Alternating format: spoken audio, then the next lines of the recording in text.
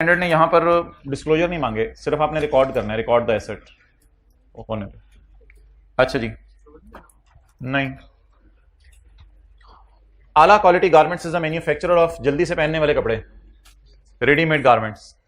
During May 2014 a tha occurred in one of its factory which resulted in deaths and severe injuries inna lillahi wa inna ilaihi raji'un to a number of workers. At the time of finalization of QGL's financial statements for the year ending 30 June 2014, following issues pertaining to fire are under consideration. आप कहेंगे yes, these issues are very good and these issues need to be discussed with the management and employees, and that's very nice issue. But चलो छुट्टी। अच्छा, families of certain deceased workers have filed compensation claims amounting to 60 million. जी भाईजान फरमाए, भाईजान claim कितना हुआ है? Claim 60 million. हमने किया या हमारे खिलाफ केस हुआ है? था कहां हुआ है?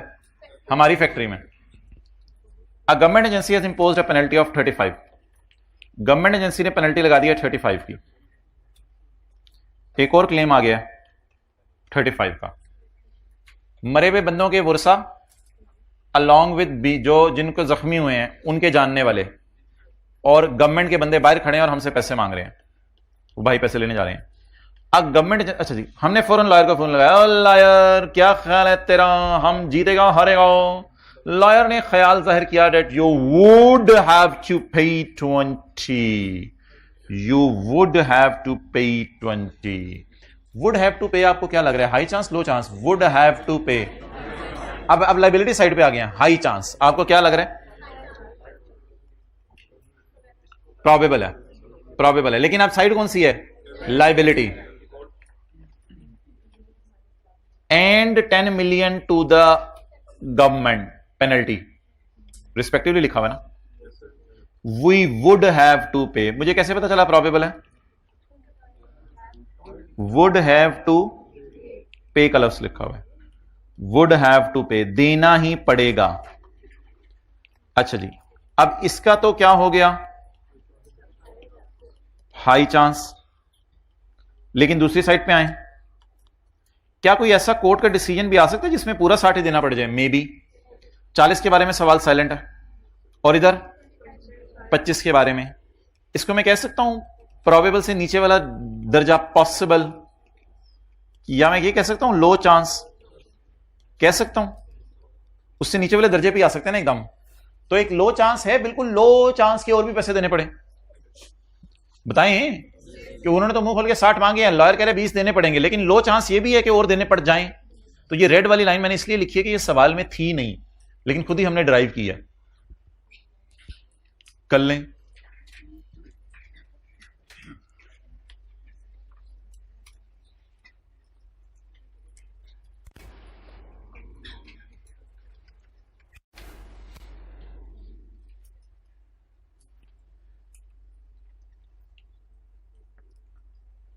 आपके सरों पे ना तलवार लटक रही है जो आपको नजर नहीं आ रही।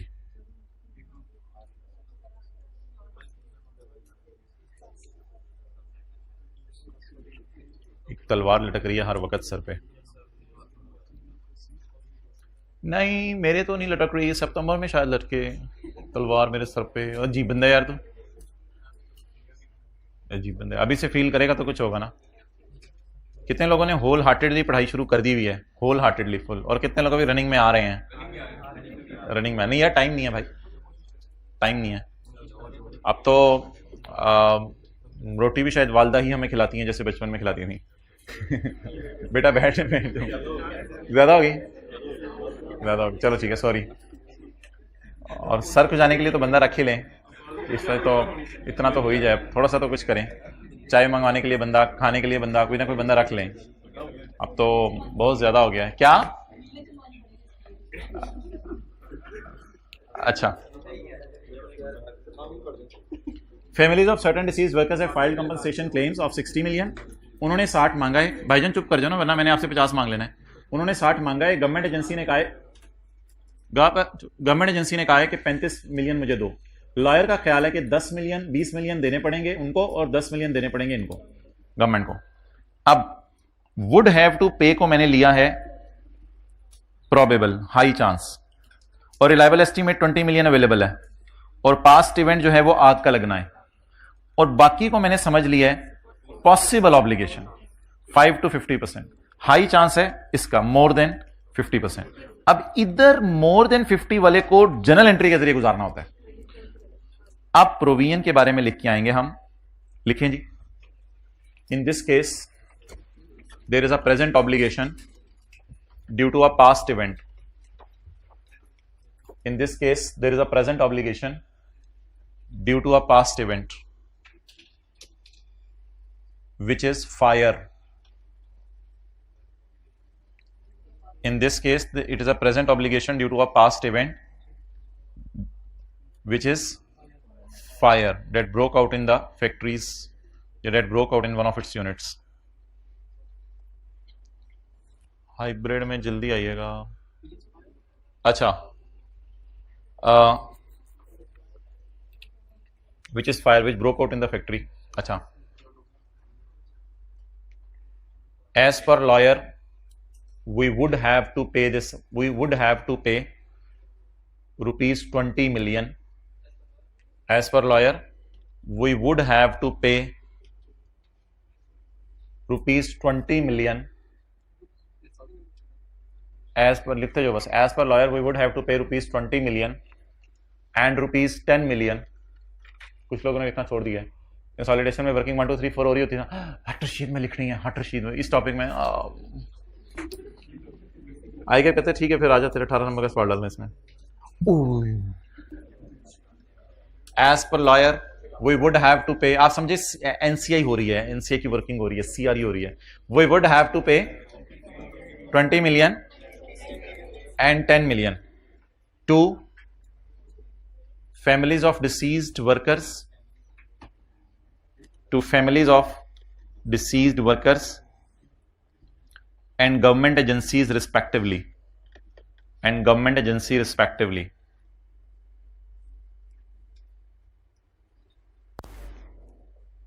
So it would be considered as probable, would have to pay की वजह से, so it would be considered as probable, so it would be considered as probable, and a reliable estimate is available, and a reliable estimate is available. अब अगली line में लिखें, therefore a provision is recorded, therefore a provision is recorded, या will be recorded कर दें, therefore a provision will be recorded of rupees 30 million, therefore a provision will be recorded of rupees 30 million, that is 20 plus 10. इसमें पता नहीं आई क्या क्यों लिख क्यों नहीं रहा, and would be disclosed as well, पता नहीं लिखना चाहिए उसको, वो लिख नहीं रहा, and would be disclosed as well भी लिख सकते हैं। Regarding remaining claim of 40 and 25 million respectively, regarding remaining claim of 40 and 25 million respectively,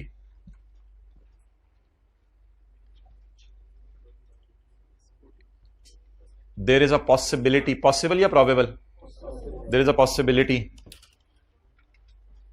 of payment, there will be a, regarding 40 and 25 million there is a possibility of payment, therefore, अच्छा अब इधर देखें एक minute, इन दोनों की क्या बनाई है, प्रोविजन रिकॉर्ड की है, और इसकी और इसकी क्या बनाएंगे, कुछ नहीं बनाएंगे, क्या डिस्क्लोज करेंगे, कॉन्टिंजेंट लायबिलिटी डिस्क्लोज करेंगे, therefore a contingent liability will be disclosed in notes to the financial statements, in notes to the financial statements for the year ended 31/12/14, giving brief nature of event, थक से जाते हैं, giving brief nature of event and estimate of 30 जून या 31 दिसंबर की है? 30 जून, 30 जून। And estimate of financial effect, गोड़ा थल्ले कर, चल चल ठीक है, रिलैक्स होकर बैठ। And estimate of financial effect for the year ended 30 June 14 जो भी था। 7 लाख को जरा शुगर लगाए उसे, सरकार समझ आए लिखा किया है, चल जरा पढ़ एक बारी और।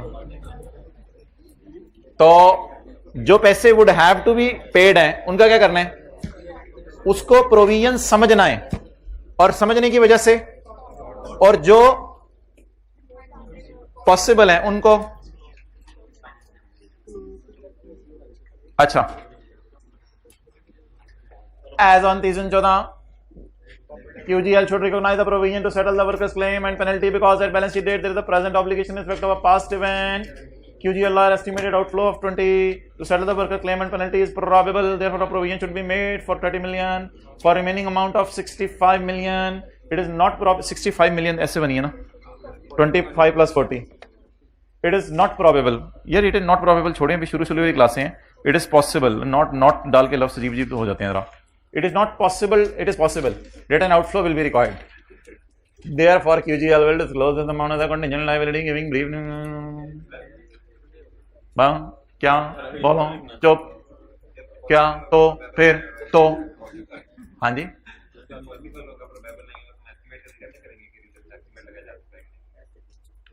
इसमें हमने बता दिया ना बस कि यूजर को एस्टीमेट ऑफ फाइनेंशियल इफेक्ट बता दो अगर लग सकता है तो। प्रोबेबल में तो उसकी एंट्री कर रहे होंगे ना, प्रोबेबल में तो एंट्री कर रहे होंगे ना, पॉसिबल में एंट्री नहीं कर रहे होंगे, तो अंदाजा बता दें कितने पैसे देने पड़ सकते हैं। अच्छा जी, अब स्टैंडर्ड्स में ना पैरा बी है, उसमें कुछ एग्जांपल्स दी हुई हैं, वो अब हम करना शुरू करने लगे हैं। ये घर में स्टैंडर्ड्स में से मैं आपको हाईलाइट भी करवा दूंगा, फिलहाल आप इधर आ जाएं। और ये एग्जांपल्स भी बड़ी दूर जाके दी हुई हैं, पेज 336 पे ये एग्जांपल्स हैं। अब आप लोगों ने बस मुझे ये एक एक करके बताते रहना है कि प्रोविजन बनानी है या नहीं बनानी। पेज नंबर 336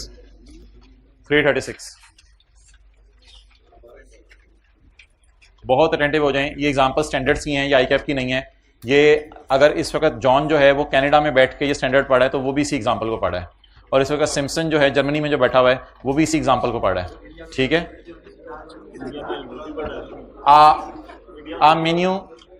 मेन्यू पढ़ा है वो मेन्यू।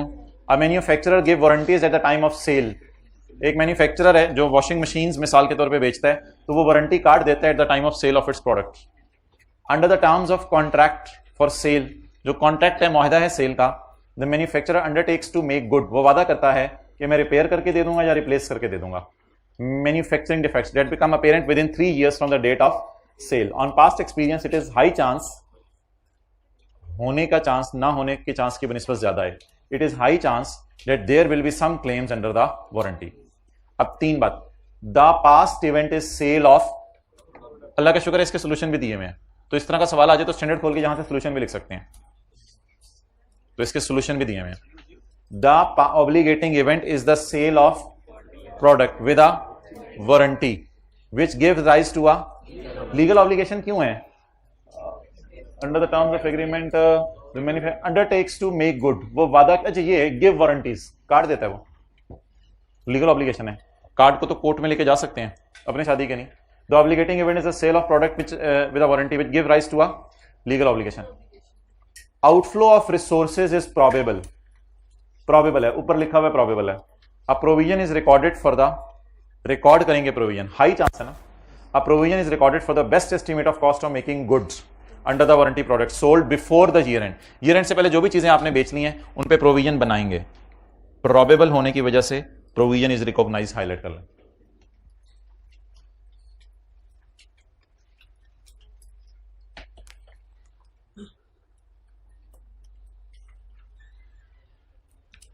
बड़ा इंपॉर्टेंट सवाल है, ये आ गया बंदा।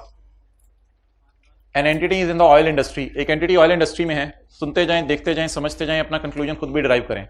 N entity is in the oil industry that causes contamination, ये एंटिटी गंद मारती है हर जगह जाके, कॉजेज कॉन्टेमिनेशन, इलाका खराब कर देती है। ऑयल इंडस्ट्री में जारी बात है, ऑयल जब जमीन से निकालना होता है तो दाएं बाएं गन तो पड़ेगा। It has been Maring gun जैसे आपके घर के अगर पिछला वाला प्लॉट खाली हो तो वो डस्टबिन होती है।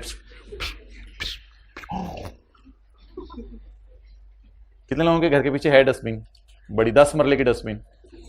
अच्छा, an entities in the oil industry, एक कनाल की डस्टबिन है पीछे। An entities in the oil industry causes contamination. अच्छा, ये साफ सिर्फ तब करते हैं बट क्लीन्स अप, यानी रैपर सिर्फ तब जेब में डालते हैं जब टीचर हो, वरना रैपर नीचे फेंक के चले जाते, बट क्लीन्स अप। लेकिन सफाई तब करते हैं when required to do so under the law. तो जिस मुल्क में डंडे के जोर पे लॉ चलता है वहां पे ये सफाई भी कर जाते हैं, बाकी जगहों पे गंद मार के आगे चले जाते हैं। ऑफ द पर्टिकुलर कंट्री, उस मुल्क के लॉ पे डिपेंड करता है। एक मुल्क जिसमें ये ऑपरेट कर रहा है हैड नो लॉ, वहां पे कोई लॉ नहीं है। अच्छा चलो, एंड द एंटिटी हैज गंद in the country for several years, और ऑयल निकाल निकाल के उधर गंद के ढेर पड़े हुए हैं। At 31 December 2000 it is confirm, ये वर्चुअली सर्टन, ये वो वाला नहीं है, ये उसका, ये तो वैसे एक लफ्ज बोल रहा है virtually certain. At 31 December it is virtually certain that a draft law requiring a cleanup of land, बन रहा लॉ, ड्राफ्ट है अभी बन रहा, टाइप हो रहा है, draft law requiring a clean of land, already जो खराब हो चुकी है land, will be made available, will be enacted shortly after year and, shortly after year and. अच्छा मुझे ये बताएं, 28 दिसंबर को, नहीं ये ना वो चीज नहीं है, इसके लिए स्टैंडर्ड में एक अलग पैरा है, वो पैरा मैं आपको भी पढ़ के बताता हूं। पैरा नंबर 22, पैरा नंबर 22 एक स्टैंडर्ड का है, वो मैं पढ़ के दिखाऊंगा, उसमें इसके बारे में गाइडेंस दी हुई है। अब मुझे ये बताएं, लॉ जो है उसमें क्या लिखा हुआ है कि फ्यूचर में आपने अगर गंद मारा तो साफ करना है, या पास्ट का भी साफ करना पड़ेगा? पास्ट का भी साफ करना पड़ेगा। मेरा सवाल आपसे यह है कि ये लॉ ड्राफ्ट है और इनैक्ट हो जाने साल के बाद, इनैक्ट होने या नहीं होना कोई फिक्रा ढूंढ के बताएं। वर्चुअली सर्टन मेरे ख्याल से इस वजह से होगा कि प्राइम मिनिस्टर 28 दिसंबर को आए होंगे उस मुल्क के, और टीवी में आके ऐलान किया होगा भाईजान ये लॉ बन चुका है, इसके ड्राफ्ट मुकम्मल हो चुका है, असेंबली की जिस दिन मीटिंग होनी है अगले साल हमने साइन कर देना है इसके ऊपर, और पुराना सारी कंटेमिनेशन आपको साफ करनी पड़ेगी। अब एक पैरा 22 है डेट इज इन स्टैंडर्ड, वो मैं खोलता हूं, तो किताब में डला हुआ नहीं डला हुआ, इधर देखें पार्ट ए पार्ट बी कहां है, पार्ट IAS 37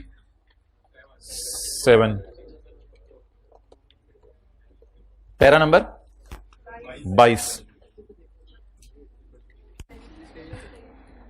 हाँ जी वो मैं बिल्कुल ऊपर जा रहा हूं, अभी वो मेरी मान नहीं रहा। पैरा नंबर 22,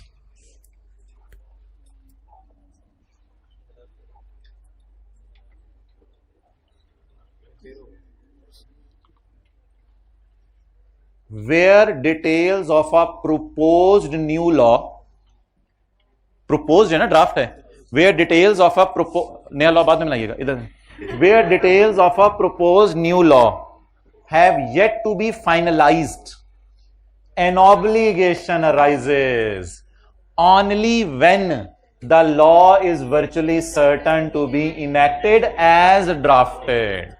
तो न्यू लॉ की बेस पर ऑब्लिगेशन राइज हो सकती है चाहे लॉ ना भी आया हो जी, लॉ नहीं भी आया तो न्यू लॉ के बेस पे ऑब्लिगेशन राइज हो सकती है। कब? उसी तरह का सफिशिएंट ऑब्जेक्टिव एविडेंस टाइप की चीज है, लेकिन थीम इसकी समझे, where details of law have yet to be finalised, details finalise हो रही है क्योंकि ड्राफ्ट लॉ है, an obligation must rise, obligation record कर लें, when the law is virtually certain to be enacted as drafted. जिस तरह उन्होंने ड्राफ्ट किया हुआ है उसी तरह उनका इरादा है क्या करने का।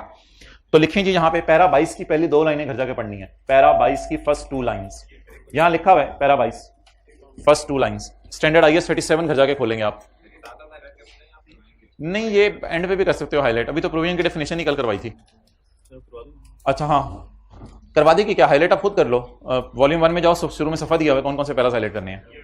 अच्छा जी आप बता दें भाईजान क्या करें। द ऑब्लिगेटिंग पास्ट इवेंट क्या है, is the contamination of the land because of virtually certainty of legislation requiring clean up। पैसे देना प्रोबेबल है, मजदूरों को पैसे देने पड़ेंगे, मजदूर आएंगे, रेडियां लाएंगे, पता नहीं क्या कट्राले लाएंगे, ये लाएंगे वो लाएंगे। अ provision is recorded for the best estimate of cost of clean up. एक एंटिटी ऑयल इंडस्ट्री में है, वो गन डाल रही है और ऑपरेट करती है कंट्री में where there is no environmental law. एक अगला सवाल, However, the entity has a widely published environmental policy जिसमें इसने वादा किया हुआ है कि मैं सब गन साफ करके जाऊंगी, और एंटिटी का रिकॉर्ड भी है, काफी सालों से ये गन साफ कर रही है. There is no legal obligation, but there is a, और बाय डिफॉल्ट हम एज्यूम करेंगे अगले बंदों के दिल में वैलिड एक्सपेक्टेशन क्रिएट होगी. The obligating constructive obligation, the obligating event is the contamination of land. Past event क्या है? लैंड को गंदा करना. गंदा करना पास्ट इवेंट है, which gives rise to a constructive obligation because the conduct of entity has created a on the part of those affected by it that the entity will clean up the. अब ये English as it is उठा के आप paper में लिख सकते हैं, इस तरह का सवाल आ जाए तो स्टैंडर्ड खोल के देख लीजिएगा. स्टैंडर्ड के पार्ट बी में है ये चीजें. Probable outflow, a provision is recognised. भाईजान इधर देखें, चलें इधर देखें. देग का रंग बताएं. देग का ब्लैक. ये क्या है? घास. पता कौन चीज सरकार, मुझे तो पता नहीं लग रहा था, आप लोगों को पता लग गया. अच्छा, घास. ये क्या है? मिट्टी. अच्छा,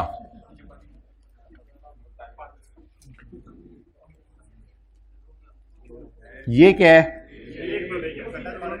देग. ये क्या है? देग. अब तो घास नजर नहीं आएगा ना. ये देग है जी.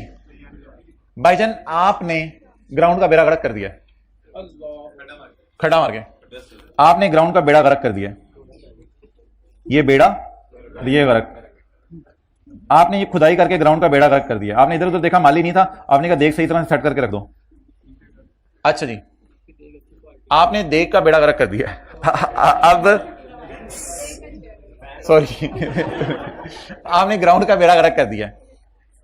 आप मुझे ये बताएं कि थोड़ी देर बाद जब आपने खाना खाया, तो खाना खाने के बाद कोई प्लेट इधर पड़ी हुई थी डिस्पोजेबल, कोई इधर पड़ी हुई थी, कोई इधर पड़ी हुई थी, कोई इधर पड़ी थी, कोई दरख्त पे ऐसे फ्रिस्बी की तरह फेंक दी थी. तो ये मुख्तलिफ किस्म की प्लेटें पड़ी हुई थी. ये मुख्तलिफ किस्म की प्लेटें पड़ी हुई थी. अगर आपने खाना नहीं खाया तो आप पे लाइबिलिटी होगी देग उठा के मट्टी भरना. फिर ये लाइबिलिटी होगी. हो सकता है कि देग रखते ही आप पकड़े जाएं. जब देग रखते ही आप पकड़े जाएंगे तो आप पे फौरन, आप पार्क अपना शिफ्ट करेंगे, फौरन यहां मट्टी मुट्टी भर के घास घूस लगा के बरकत के लिए आप फौरन वहां से निकल जाएंगे. लेकिन अगर आपने खाना भी खा लिया है, अब आपने जो सफाई करवा के देनी है, वो पूरे पार्क के अंदर जहां जहां बैठ के दो दो दोस्तों ने जो है वो खाना खाया था, वो सारी प्लेटें भी ढूंढनी पड़ेंगी पार्क से, वो भी उठानी पड़ेंगी. तो अब ऐसी सूरत में, वैसे मुझे बताएं, जो मजदूर है वो किस चीज के पैसे ज्यादा लेगा? प्लेटें उठाने के पैसे ज्यादा लेगा या देग को निकाल के मट्टी भरने के पैसे? मट्टी भरने के. प्लेटें तो ऐसे ऐसे करके उठानी है, प्लेटें तो ऐसे ऐसे करके उठानी है. प्लेटों ने क्या डैमेज किया होगा जगह को, तो प्लेटें उठा लेनी है. अच्छा, अगर मजदूर ने पैसे मांगने हैं 10,000, तो वो 9,000 मांगेगा मिसाल के तौर पर मट्टी भरने के. द इवेंचुअल कॉस्ट, जो आखिर में कॉस्ट आनी है, उसका 90% वो देग उठाने के ले लेगा और 10% उसके ले लेगा. लेकिन अगर अभी तक आपने प्लेटें, खाना नहीं खाया, प्लेटें उसी फॉर्म में हैं, तो फिर आपके ऊपर से किसकी लाइबिलिटी होगी? ठीक है. तो अगर मैं 10,000 में से 9,000 की लाइबिलिटी बुक करूं, तो पास्ट इवेंट देग का रखना, और 10,000 में से अगर मैं 1,000 की लाइबिलिटी बुक करूं, तो पास्ट इवेंट खाना खा के प्लेटों का फेंकना. तो कभी भी लाइबिलिटी रिकॉर्ड करनी है तो कौन सा इवेंट होना जरूरी है? पास्ट इवेंट होना जरूरी है. एक एंटिटी ऑपरेट कर रही है offshore oil field. Offshore oil fields को लिए हैं इन्होंने, वो क्या कहते हैं, तेल निकाल रहे हैं. Where its licensing agreement requires legal obligation. Where its licensing agreement require it to remove the oil rig. Oil rig कोई मशीन या देग टाइप चीज होगी. To remove the oil rig at the end of production. तुमने oil rig remove करनी है and मट्टी भरनी है सी बेड में. रेत लाके मट्टी भर के बड़े बड़े ट्राले भरनी है तुमने. 90% of total cost relate to removal of oil rig and restoration of damage caused by. 90% cost आनी है देग को उठाने की, रिमूव करने की और उधर मट्टी भरने की. And 10% eventual cost will arise through extraction of. और अगर आपने ऑयल निकाल लिया तो उसकी वजह से भी दाएं बाएं ऑयल इधर उधर तैरता तूरता चला जाएगा, वो अलग गंद प्रोग्राम होगा. हमारी एंटिटी ने साल के एंड तक रिग कंस्ट्रक्ट कर दी है, ऑयल इंशाल्लाह भी निकालना शुरू करेंगे, फिलहाल अभी ऑयल नहीं निकाला हमने। तो बता दें जी, now what is the past event? Oil निकालने की वजह से let us assume a figure, eventual cost is 10 lakh, eventual cost is 10 lakh में से 9 लाख रुपया किस में आना है और 1 लाख एक्सट्रैक्शन ऑफ ऑयल। अगर ऑयल एक्सट्रैक्ट नहीं करेंगे तो सिर्फ वही वाला सुराख भरना पड़ेगा या दाएं बाएं वाली भी सफाई करनी पड़ेगी? वही वाला सुराख भरना पड़ेगा। और अगर ऑयल एक्सट्रैक्ट कर लेंगे, बस हाइब्रिड में उठा ही रखना है सबको, ये इंश्योर करें जरा। तो अब मुझे बता दें कि एंटिटी ने क्या कर लिया है और क्या नहीं किया। At the end of balance sheet that the rig has been but no oil has been, rig install हो गई है, ऑयल अभी तक नहीं निकला। The construction of oil rig हमाद creates a legal obligation under the terms of licence to remove the rig and restore the bed. देखिए सवाल से उठा रहे सारी information. And this is an past event, ये पास्ट इवेंट है, ऑब्लिगेटिंग event for past event. At the end of balance sheet date however is there is no obligation to rectify the damage that will be caused by extraction of oil. वो damage होगा या हो गया? अगर आज मैं कारोबार बंद करता हूं और किसी वजह से बेगम का फोन आ जाता है, भाईजान ये ऑयल रिग से छोड़ो छोड़ो, इधर आके मुंडे बेचते हैं, भाईजान बोल दिया तो सरताज ये ऑयल रिग छोड़ो, आओ मुंडे बेचते हैं और चिप्स बेचते हैं। चलें, शुक्रिया। However, there is no obligation to rectify the damage that will be caused by extraction of oil. A provision is recorded for the best estimate of 90% of eventual cost. Eventual cost असल में किसी को पता नहीं है, और पाईजान eventual cost किसी को पता नहीं है, उसका अंदाजा ही लगाना पड़ेगा कि 10 लाख है, 12 लाख है, कितनी है। तो eventual cost का अंदाजा लगाएं, eventual cost को हाईलाइट करें, इसका अंदाजा लगाएं और उसका कितने % ले लें। नहीं, eventual cost को पता नहीं, 10 लाख को 15 लाख को अंदाजा ही लगाना पड़ेगा। That relate to removal of oil rig, देग उठाना एंड मट्टी भरना। ये जो होती है ना प्लांट को, भाईजान ये जो प्लांट को डी इंस्टॉल करने की कॉस्ट होती है ना, और जो प्रोविजन फॉर डिसमेंटलिंग होती है खामोश, इसको ना उधर नहीं डालते एक्सपेंसेस में, इसे कैपिटलाइज करते हैं एसेट की कॉस्ट में। ये बताया जाएगा आपको। These cost are included in part of cost of the 10% cost that will arise through the extraction of are recorded as liability when the oil is extracted in future. That will arise when the oil is extracted in future. कुछ लोगों ने नहीं लिखा, लिखें जरा। That will arise through the extraction of oil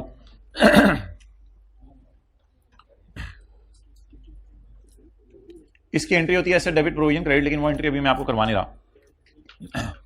एक दुकानदार की पॉलिसी है कि वो परचेजेस का रिफंड करता है। क्या पॉलिसी है दुकानदार की? परचेजेस के पैसे क्या करता है? रिफंड करता है बाय डिससेटिस्फाइड कस्टमर। कुछ कस्टमर आते हैं कहते हैं ही चा even though it is under no legal obligation legal कोई नहीं है, but it is a policy of making refund is generally known. लेकिन मोहल्ले में हर दुकान के हर घर पे ये मशहूर है कि शौकत साहब की जो दुकान है ना, उधर चीज वापस ले जाओ, तो वो डिससेटिस्फाइड कस्टमर को गले लगाता है और चीज वापस ले लेता है। The obligating event is the sale of product. भाई आप चुप हो जाओ।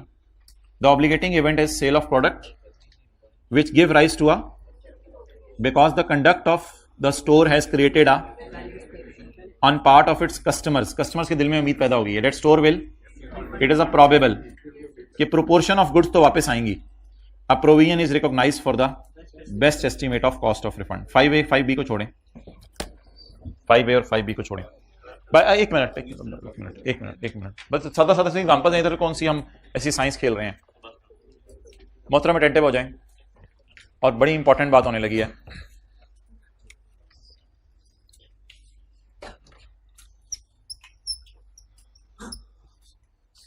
एक ऑर्गेनाइजेशन है,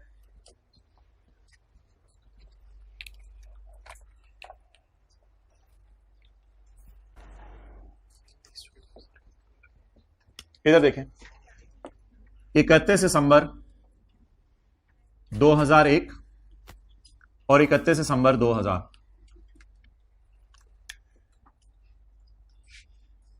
30 जून 2001, जहां कहीं हुकूमत ने एक लॉ बनाया है कि आप लोगों ने इस दिन तक स्मोक फिल्टर फिट करने हैं, यहां कहीं हुकूमत ने लॉ बनाया है कि यार हम थोड़ा सा टाइम आपको दे रहे हैं, आप लोग ना यहां तक स्मोक फिल्टर फिट कर लो। नॉट फिटेड, इस ऑर्गेनाइजेशन ने फिट नहीं किए।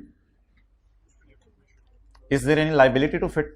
इस दिन गवर्नमेंट के बंदे आके कहेंगे हाँ भाई स्मोक फिल्टर फिट नहीं किए, नॉट फिटेड, उन्होंने नहीं फिट किए, नो ऑब्लिगेशन। भाईजान आपका दिमाग चाहिए। अच्छा, इस दिन ऑर्गेनाइजेशन इतने ढीठ थे, नॉट फिटेड, नॉट फिटेड, भाईजान नो ऑब्लिगेशन। बम फटने लगा पहले। मैं तुझे ऐसा सोल्यूशन दिखा देता हूं, मैं तुझे पहले सोल्यूशन दिखाता हूं। एक मिनट पहले साल का प्लीज ना, बस देयर इज नो ऑब्लिगेशन, पहले साल का जवाब। दूसरे साल का जवाब there is still no obligation.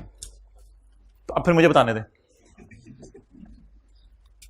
अच्छा जी, ट्रांजैक्शन की नेचर समझा करें ना पहले। अब बम फटने लगा, मैंने बता दिया था बम फटने लगा, तैयार हो जाएं। मुझे ये बताएं कि आईकेप वालों ने, कॉलेज वालों को, ये हाइब्रिड से जाग कौन रहा है, किधर जा रहे थे? हाइट ऑफ एनीथिंग, बैठ जाएं। ये आप नोट किया करें, जो जा रहा हूं स्टूडेंट्स का नाम नोट किया करें, तो घर वालों को भी बताया जा सकता है। अच्छा, अब अच्छा मोहतरम, ठीक है, कोई मजबूरी भी होती है जनरल, लेकिन वो मजबूरी कभी 2-3 साल में एक दफ़ा ही आती है।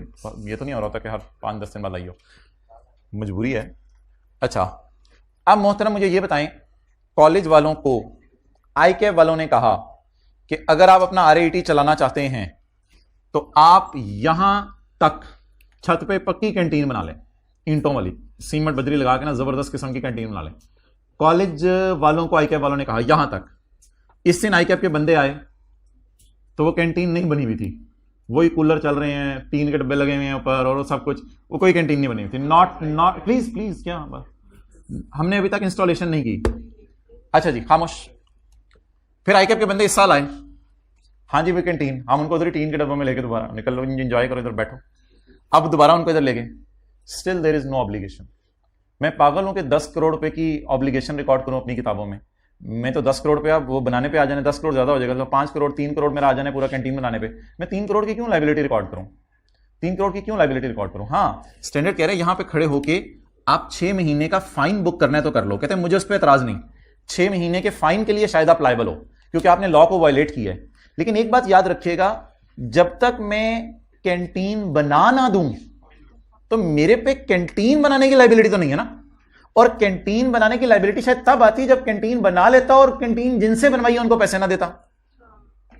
तो इस एडजस्टमेंट को जरा तरीके से, गौर से, अकल लगा के समझें। और एक बहुत बड़ी स्टेटमेंट देने लगा हूं, स्टैंडर्ड कहता है हमेशा ऐसे सोचो, अगर आज ये कारोबार बंद कर दें कॉलेज वाले, क्या हमें कैंटीन बना के बंद करना पड़ेगा या कैंटीन बनाए बगैर? कैंटीन बनाए बगैर बंद कर सकते हैं ना। अगला सवाल मेरा बड़ा इंपॉर्टेंट आपसे आने लगा है, क्या अगर मैं दफ्तर बंद भी कर दूं तो डिसीज्ड वर्कर्स के वो लोगों ने आएंगे, वो तो नहीं जान छोड़ेंगे? वो क्यों नहीं जान छोड़ेंगे? उधर पास्ट इवेंट हो चुके हैं भाईजान, बारीक बातें शुरू हो गई, आप इधर उधर देख रहे हैं, इनको इधर मतवज्जे करें। हाँ, क्या होगा जल्दी सोच के बताएं। अगर बंदे मर गए और आप 30 जून को कहें मेरा कारोबार बंद कर रहा हूं, बंदे मर गए हैं, चपेड़ हैं, बंदे मर गए हैं, चपेड़, पास्ट इवेंट तो हो चुके हैं।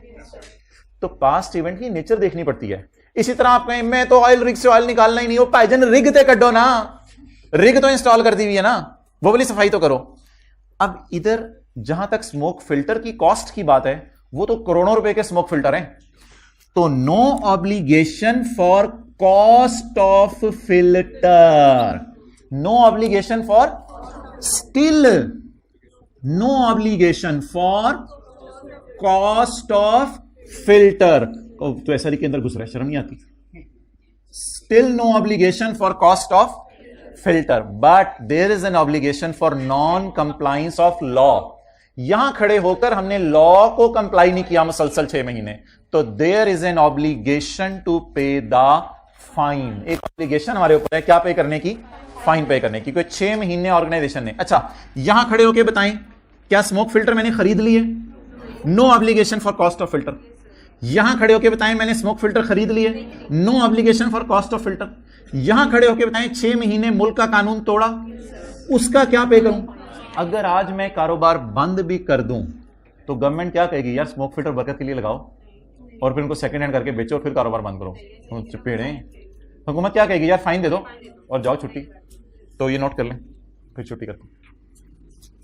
हाइब्रिड में इंशाल्लाह कल टेस्ट बांटे जाएंगे, अगर बांटे नहीं गए। नॉट फिटेड, क्या फिट नहीं हुआ? Smoke filter. इधर भी फिट नहीं हुआ, अभी भी फिट नहीं हुआ।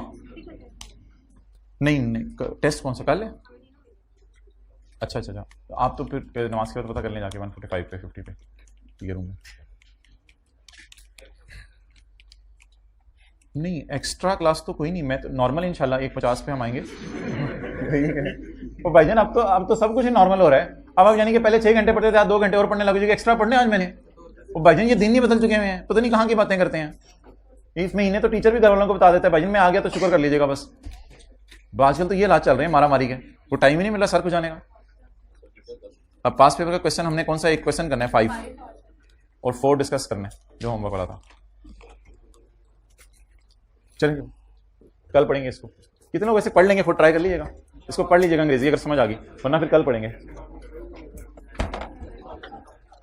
हाँ होमवर्क में सवाल पास पेपर का क्वेश्चन नंबर 5 होगा एसोसिएट का, जो भी डिस्कस करना है मैंने। पास पेपर क्वेश्चन 5 एसोसिएट क्वेश्चन 5 और 4 अभी डिस्कस कर लेंगे। सुबह वाला कौन सा?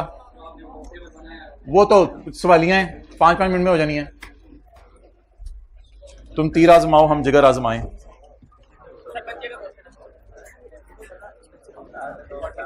नहीं मैं कल बताऊंगा।